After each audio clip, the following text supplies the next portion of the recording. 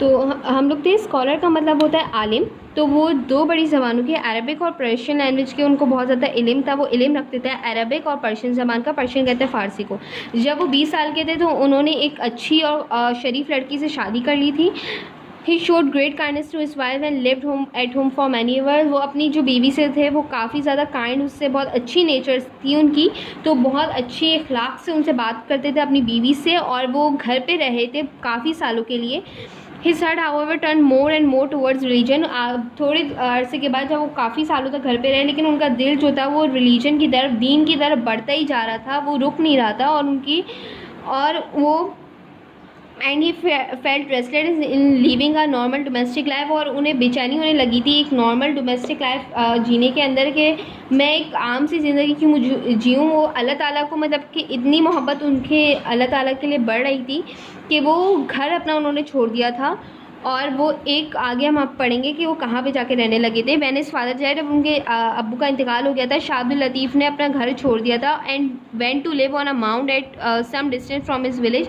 और एक माउंट पर, एक मट्टी के ढेले पर, मतलब कि माउंट कहते हैं एक बड़ा सा, मतलब मट्टी का पहाड़ जिसे आप कह लें, वहाँ पे वो जाके रहने लग गए थे। थोड़ा सा जो करीबी डिस्टेंस था, थोड़ा सा फासला था उनके विलेज से, वहाँ पे वो माउंट था। A mount of sand is called Bhit in Sindh. Mount of sand, मट्टी का एक पहाड़ या मट्टी का आप किस कह सकते हैं, उसको भिट कहा जाता है सिंधी के अंदर, सिंधी ज़बान में उसको भिट कहते हैं। Due to the fact that he live on the mount for the rest of life, इस वजह से कि वो अपनी बाकी जो ज़िंदगी थी उन्होंने वो माउंट पे गुजारी थी, इस वजह से शाह अब्दुल लतीफ़ भटाई को कहते हैं the saint of Bhit. The saint of Bhit उनका नाम था, ये उनका लक़ब था। टू दिस से he is famous all over the country as Shah Abdul Latif Bhittai और Shah Latif of the mount. जब से फ्रॉम उस दिन से लेकर आज तक वो पूरी जो, मतलब कंट्री में, पूरे मुल्क में किस नाम से मशहूर है? शाह अब्दुल लतीफ़ भटाई या और Shah Latif of the mount. As days passed Latif love of God grew more and more. जैसे ही दिन गुजरते गए, शाह अब्दुल लतीफ़ के लिए अल्लाह ताला की मोहब्बत बढ़ती गई, उन्हें अल्लाह ताला से और मोहब्बत होने लगी। और सिर्फ उनको जो खुशी मिलती थी only in devotion and spend most of his time in prayer and deep thinking. और उन्हें जो, मतलब कि खुशी मिलती थी वो इबादतों में मिलती थी और डीप थिंकिंग, मतलब गहरी सोच में। अब सोच आप उस तरीके से कह सकते हैं कि वो अल्लाह ताला की मोहब्बत को लेके काफ़ी सोचते थे, तो आप उस तरीके से उसको कह सकते हैं डीप थिंकिंग। तो अपना ज़्यादातर वक्त वो इसी चीज़ों में गुजारते थे। His spiritual power grew stronger with prayer and devotion so much that people began to be attracted towards him. उनकी जो स्पिरिचुअल पावर थी, जो उनकी रूहानी जो ताकत थी, स्पिरिचुअल मतलब रूहानी ताकत थी, वो दिन ब दिन बढ़ती जा रही थी उनकी इबादत की वजह से और उनकी डिवोशन की वजह से। डिवोशन मतलब आपको कि गोल मतलब कि अचीव करना हो और आप उसके लिए काफ़ी डेडिकेटेड हो कि भाई मुझे ये करना ही करना है, तो उस चीज़ को हम डिवोशन कहते हैं। डिवोशन प्यार में आप उसमें एक दूसरा डिवोशन का मीनिंग है प्यार, उसमें आप ले सकते हैं डिवोशन को। सो मच दैट इस वजह से जो पीपल थे, लोग थे, वो उनकी तरफ खिंचे चले आ रहे थे, खिंच रहे थे कि उनकी जो रूहानी ताकत थी वो बढ़ती जा रही थी। Anyone who came to him is strongly impressed by his gentle ways and his followers increased। जो भी कोई उनके पास आता था वो उनसे काफ़ी ज़्यादा इम्प्रेस हो जाता था। उनकी जो बात करने का नेचर था, या काफ़ी आप किसी एक शख्सियत से जाके मिलते हैं और आप कहते हैं ना भाई मैं इससे बहुत ज़्यादा इम्प्रेस हो गया, तो इसी तरह से जब लोग उनसे मिलने आते थे तो उनसे इम्प्रेस हो जाया करते थे। उनकी जेंटल वेज, उनके अच्छे अखलाक से, उनकी अच्छी आदत, उनके अच्छे तौर तरीक़ों से, और इसी तरह से उनके फॉलोअर्स, उनके मानने वाले थे, वो दिन ब दिन बढ़ते जा रहे थे। Close to the mount on which Lal Latif came to live is a natural lake. जिस मिट्टी के उस पे ढेले पे शाह अब्दुल लतीफ़ भटाई रहने आए थे, वहाँ पर एक करीबी, एक खूबसूरत सी जो दरिया थी, नहर थी, झील थी।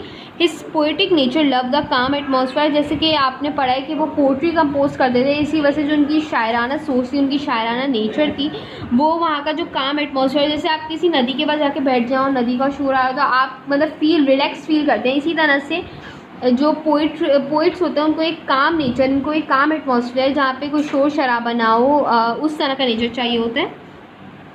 His poetic nature love the काम एटमॉस्फेयर। उनका जो शायराना नेचर था, उसको वहाँ का एटमॉस्फेयर, वहाँ का जो माहौल था वो बहुत पसंद आया। He would spend much of his time sitting on the bank of the lake. वो ज़्यादातर अपना वक्त जो थे वो बैंक ऑफ द लेक मतलब दरिया के किनारे बैठकर गुजारा करते थे। एज ही सेट देयर, जैसे ही वो वहाँ पे बैठते थे, he prayed to God and sometimes composed verses in his praise। वो वहाँ पे खुदा की इबादत किया करते थे और कभी कभी compose versus in his press, और खुदा की जो आयतें थीं वो पढ़ा करते थे, कंपोज पढ़ा करते थे। Shah Latif was not only a saint and a poet but also a musician. Shah Abdul Latif ना कि सिर्फ एक सेंट मतलब के एक वली थे, बल्कि वो एक पोइट भी थे और साथ में एक म्यूजिशियन भी थे। He found great comfort in music, उन्हें म्यूज़िक में बहुत ज़्यादा आराम मिलता था। His skill in this art enable him to make many improvement and changes. उनकी जो स्किल थी, मतलब उनका ये जो टैलेंट था इन दिस आर्ट, म्यूज़िक की जो आर्ट में, म्यूज़िक की जो फील्ड में, उन्होंने काफ़ी ज़्यादा इंप्रूवमेंट्स करी म्यूज़िक की फील्ड में, क्योंकि उस वक्त का उनके ज़माने का जो म्यूज़िक था वो काफ़ी ज़्यादा डिफ़िकल्ट था, तो उन्होंने काफ़ी ज़्यादा इंप्रूवमेंट्स करी थी। As in everything else he loved simplicity in music and musical instrument. उनको जो है सिंप्लिसिटी, वो मतलब काफ़ी खुद भी सिंपल रहते थे, इसलिए उनको म्यूज़िक में भी काफ़ी ज़्यादा चीज़ों में काफ़ी सिंप्लिसिटी रखते थे, इसलिए उन्होंने म्यूज़िक में भी और म्यूज़िकल इंस्ट्रूमेंट्स में भी बहुत ज़्यादा सिंप्लिसिटी रखी थी। He did not agree with the idea music should be, जैसे कि आपने ऊपर पढ़ा कि उन्होंने उस वक्त का जो म्यूज़िक का था वो काफ़ी डिफ़िकल्ट था, इसलिए वो इस आइडिया से रिलेट नहीं करते थे। उनको ये समझ में नहीं आता था कि भाई, वो इस बात से एग्री नहीं करते थे कि म्यूज़िक डिफ़िकल्ट होना चाहिए, वो चीज़ों को आसान रखना चाहते थे, सिंपल। तो इसी वजह से उन्होंने एक म्यूज़िकल इंस्ट्रूमेंट भी इन्वेंट किया था, खुद बनाया था, जिसका नाम है तंबूरो।